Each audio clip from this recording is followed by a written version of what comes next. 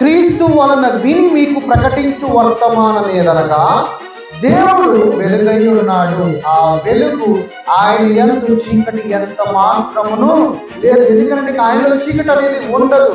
అందుకని నువ్వు కూడా ఆ వెలుగులోకి రా అంటున్నాడు. ఎందుకంటే ఆ వెలుగులోకి కనుక ప్రవేశిస్తే నీలో ఏ మాత్రము ఎంత మాత్రము చీకటి అనేది ఉండదు. ఎందుకంటే ఇప్పుడు మనకి ఒక ఫైనాన్షియల్ ప్రాబ్లం ఉన్నది, కానీ మనకి అది ఫైనాన్షియల్ ప్రాబ్లంగా కనపడుతుంది, కానీ దేవుడికి అది చీకటిగా కనపడుతుంది.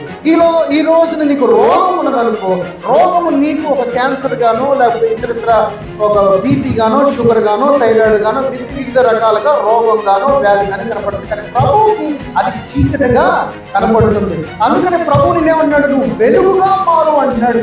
వెలుగుగా మారితే నీలో ఉన్న చీకటి అనేది ఉండదు, ఎంత మాత్రము ఉండదు అంటున్నాడు. అందుకని గుడ్ న్యూస్ అన్నాడు. ఏమని?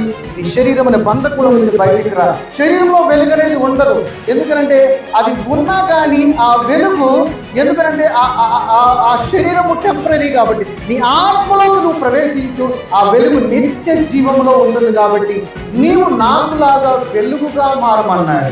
వెలుగుగా మారితే నీలో ఉన్న ఏ బంధకమైనా ఏ శోధనైనా కానీ దేవుడు అన్నాడంటే దాన్ని నేను తీసివేస్తాను అని అంటున్నాడు. ఎందుకంటే అది వెలుగు కాబట్టి ఆ చీకట ఆయన ముందు ఎంత మాత్రము ఏ మాత్రము కూడా నిలువ లేదు అని వాక్యం సెలవిస్తున్నది.